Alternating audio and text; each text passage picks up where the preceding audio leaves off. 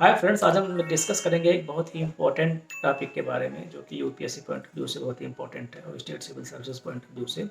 अभी generally recent समय में यूनाइटेड स्टेट थिंक टैंक के द्वारा एक रिपोर्ट पब्लिश की गई है। उस रिपोर्ट में ये कहा गया है कि इंडिया मिलिट्री एक तरीके से ऑब्जर्व कर रही है कि अगर चाइना ताइवान में अटैक कर देगा तो क्या किया जाएगा। तो उसी संदर्भ में हम पहले बात करेंगे कि आखिर चाइना की वन चाइना पॉलिसी क्या है। हम जानते हैं चाइना की वन चाइना पॉलिसी एक तरीके से चाइना के द्वारा अडॉप्ट की गई है। इस पॉलिसी में ये कहा गया है जो कोई भी देश चाइना से अपने पॉलिटिकल एक तरीके से रिलेशन रखेंगे वो ताइवान के साथ पॉलिटिकल रिलेशन नहीं रखेंगे, और जो देश ताइवान के साथ पॉलिटिकल रिलेशन रखेंगे उनके साथ चाइना अपना पॉलिटिकल रिलेशन नहीं रखेगा। ये तो वन चाइना पॉलिसी हुई। ताइवान इसीलिए यूनाइटेड नेशन ऑर्गेनाइजेशन का कभी मेंबर नहीं बना, ना तो ये यूनाइटेड नेशन सिक्योरिटी काउंसिल के किसी बैठक में भाग लिया है, ना तो कभी G20 मीटिंग में इसको बुलाया गया है। तो इन सब चीज़ों से हम देखते हैं कि चाइना एक तरीके से मानता है कि ताइवान हमारा एक प्रोविंस है और इसको हम किसी भी समय में ले लेंगे।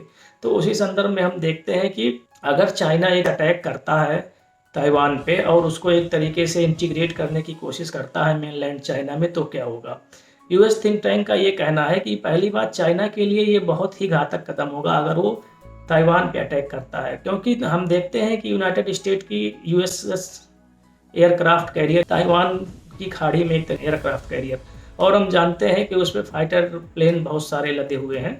तो उस कड़ी में यूनाइटेड स्टेट ताइवान की सुरक्षा के लिए कदम उठा सकता है।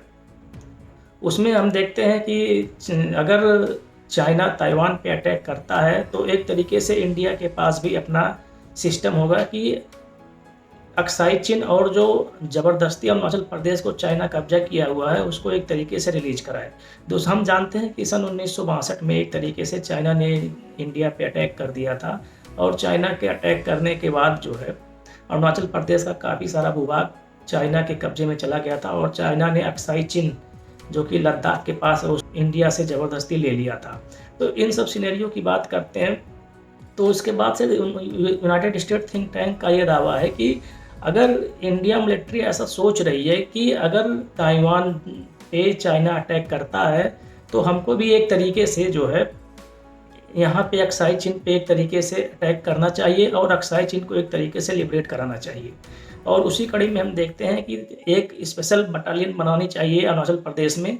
वो बटालियन स्पेशली जो है अटैक करेगी अरुणाचल प्रदेश के जिस भूभाग पे चाइना ने कब्जा किया उस भूभाग पे, और वहाँ से एक तरीके से उस भूभाग को लिबरेट करेगी और इंडियन डोमिनियन में उसको मिला लिया जाएगा। लेकिन ये रिपोर्ट कहाँ तक एक तरीके से हो सकती है। एक्चुअली में हम जानते हैं जो यूनाइटेड स्टेट की पॉलिसी होती है वो यूनाइटेड स्टेट के अपने दृष्टिकोण से बनाई जाती है।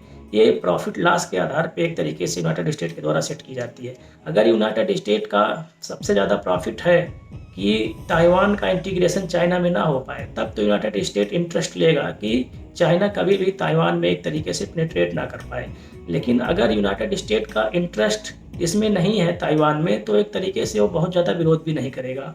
ओबामा एडमिनिस्ट्रेशन सन 2010 में पाइवोट टू एशिया कॉन्सेप्ट लाए थे।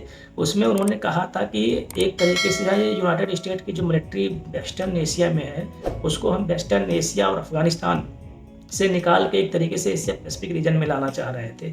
उनका मेन मकसद ये था कि चाइना का जो अग्रेसिवनेस है साउथ चाइना सी में रोका जाए। उनका कहना था कि चाइना साउथ चाइना सी में जितने भी देश हैं जैसे वियतनाम हो गया, फिलीपींस हो गया, इंडोनेशिया हो गया, सिंगापुर हो गया, इन सब देशों के साथ जो है चाइना का साउथ चाइना सी में एक तरीके से विवाद चल रहा है। और अगर देखें तो सेंकाकू आइलैंड पे एक तरीके से ईस्ट चाइना सी में चाइना का जापान से विवाद चल रहा है।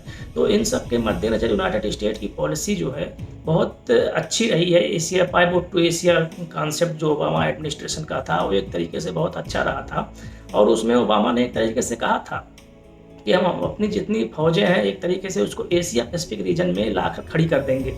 उसी संदर्भ में हम देखते हैं कि अफगानिस्तान से भी अमेरिका ने अपनी फ़ौजों को हटा लिया और एशिया पैसिफिक रीजन में लगा दिए। इराक से भी एक तरीके से अपनी फ़ौजों को अमेरिका ने हटा दिया और वहाँ पे एशिया पैसिफिक में लगा दिए।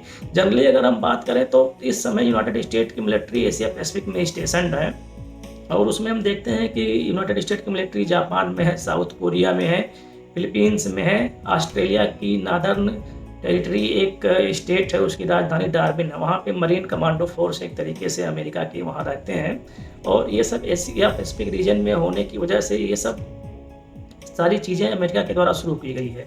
तो अगर अमेरिका का इंटरेस्ट ताइवान में रहेगा, तब तो चाइना ताइवान को एक तरीके से इंटीग्रेट नहीं कर पाएगा।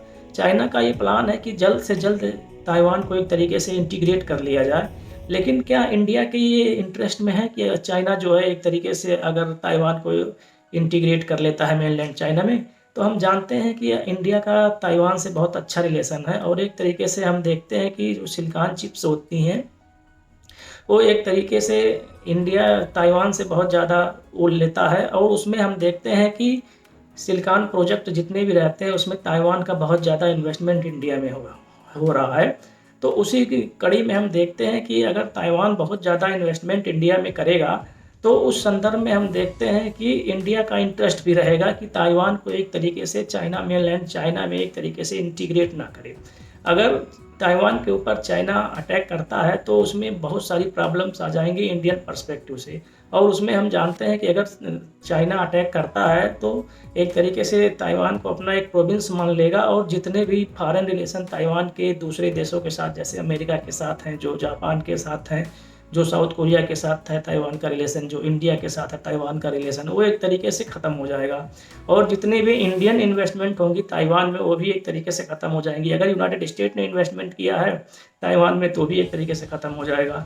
तो इन सब चीज़ों के मद्देनज़र इस पर डिस्कशन किया जा रहा है कि अगर इंडियन मिलिट्री जो है एक तरीके से इंडियन मिलिट्री को रेडी रहना चाहिए। अक्साई चीन और चाइना ने जो अरुणाचल प्रदेश के हिस्से को कब्जाया है, उसको एक तरीके से लिबरेट कराने के लिए, तो वे फॉरवर्ड क्या होगा? वे फॉरवर्ड यही होगा कि एशिया पैसिफिक का जो कॉन्सेप्ट है, पाइवोट टू एशिया, उसको एक तरीके से अमेरिका के द्वारा माना जाना चाहिए। अगर ये कॉन्सेप्ट एक तरीके से मान लिया जाता है तो सारी चीज़ें बहुत ही अच्छी हो जाएंगी, और इंडिया को भी एक तरीके से मिलिट्री माइट के रूप में अपनी सेनाओं को और मॉडर्न बनाना होगा, ताकि ऐसी चीज़ों को रोका जाए। अगर एक तरीके से चाइना का यूनिलैटरल एक्शन हो गया ताइवान पे, तो ये सारी चीज़ें एक गड़बड़ हो जाएंगी। थैंक्स गाइस आज के